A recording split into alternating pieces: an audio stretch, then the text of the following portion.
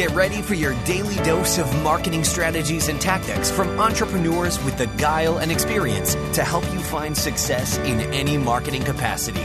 You're listening to Marketing School with your instructors, Neil Patel and Eric Sue. Welcome to another episode of Marketing School. I'm your host, Eric Sue. And I'm Neil Patel. And today we're going to talk about what marketing tactics should you start off with first. So we're going to give you a few different scenarios. Let's assume that you were starting off with no budget, nobody has funded you anything, you're just starting off from scratch. We'll talk about that, and then we'll also talk about what it's like if you receive some money maybe from friends and family and you do have a little investment behind you. So I guess to kick things off, I can talk about what it would be like if I was starting out with nothing initially. And what I would do is, I would start with the blog, and then I would just start creating content. It doesn't necessarily always have to be a blog, but for me, that's kind of my weapon of choice. But there's a lot of different mediums out there, right? It depends on the business that you're in. Perhaps Instagram would make sense if you're kind of a lifestyle type of person. Maybe you're teaching stuff about food or nutrition or working out in general. That might be a good medium to go after, or it might be Snapchat. But for me, I like going after the blog because the content that you're creating, you see the effects of content marketing compound over time. So you create the content, but at the same time, because you have a little more time, you can actually reach out to other people, start to build relationships, start to help out these people, and vice versa. So if we're starting from scratch, I would look for all the stuff to do for free content, and then maybe I'd layer it on with some social media help as well. And on my end, I think of it as spaghetti. So there's two aspects, right? One is, what are your strengths? So for example, I can do paid advertising, I can do social media marketing, I can do content, I can do CRO, etc. But I'm better at the organic stuff than the paid stuff. I'm better than most people at the paid stuff, but still, because I have more practice and experience in the organic stuff, I'm better at it. The point I'm trying to make is, look at your skill sets, and that'll also help you determine where you should start off from. And as I mentioned, also look at it as spaghetti. So pick the tactics that you think will complement your skills and that you think are relevant to your business, as Eric mentioned, right? Like if you have a consumer-based product, Instagram may be perfect for you. And take these concepts and test them out. So when you think about spaghetti, you throw it against the wall. What sticks is usually what you go with. So with marketing, throw it against the wall. Whatever sticks is pretty much what you should go with. So for example, if you try SEO, content marketing, social media marketing, and you notice that SEO and content marketing are taking a long time for you to get results, but social media is cash flow positive, it's working really well, then what I would do is park the SEO, the content, the paid advertising on the sidelines, try the social media, scale it up. Once you max it out, then slowly expand into other marketing channels, but first go after the one that's the easiest. A good example of this is Airbnb. When they first started off, they realized that they can arbitrage the listings through pay-per-click and make it cash flow positive. Well, that's a really good deal for them because it's better for them to do that than it is to do SEO at the beginning because you can scale up paid advertising much quicker. Now, does that mean Airbnb never cared about SEO? No, they actually do. They were like, we're spending so much on paid advertising, we need to get into SEO as well, right?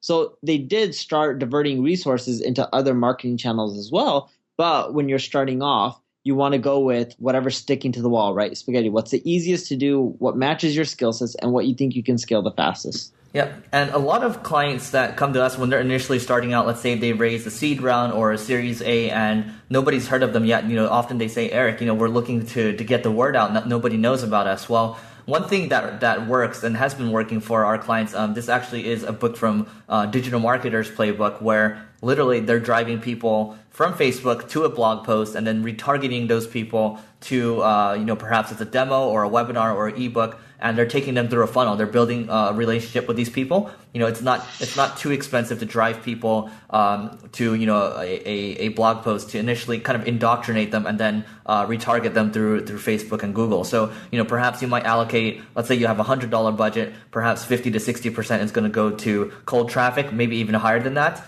And then, let's say, 20 to, the rest of it, 20 to 40% might go to the warm traffic or the hot traffic. So you might want to do something like that if you have a smaller budget to go with because Facebook has been proven to be pretty effective.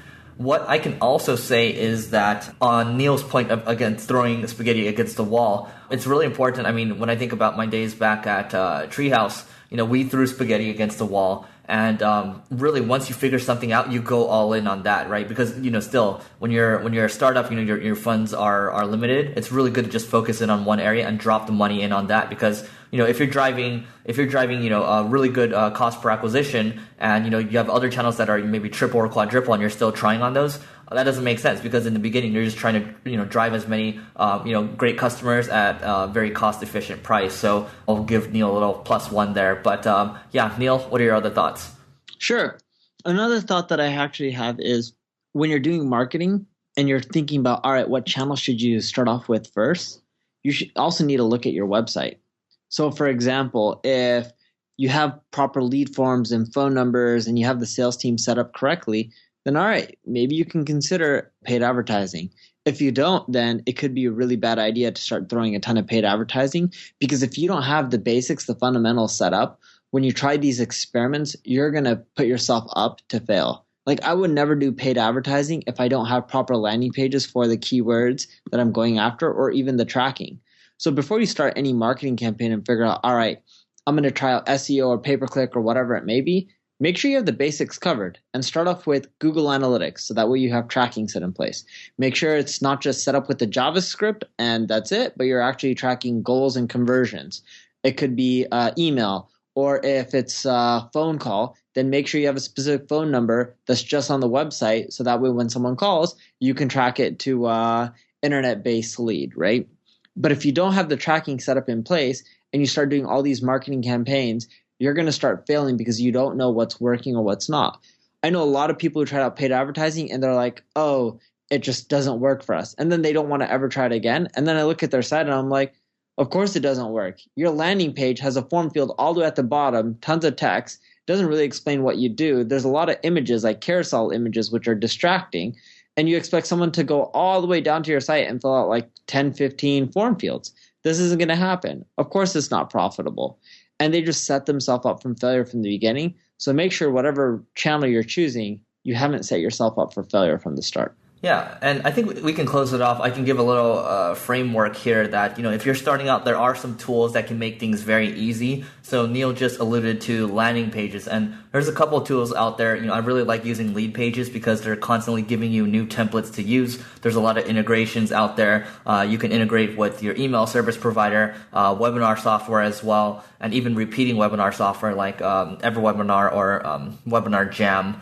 So lead pages would be one place to start if you're building out a framework, and then you can drive paid traffic there.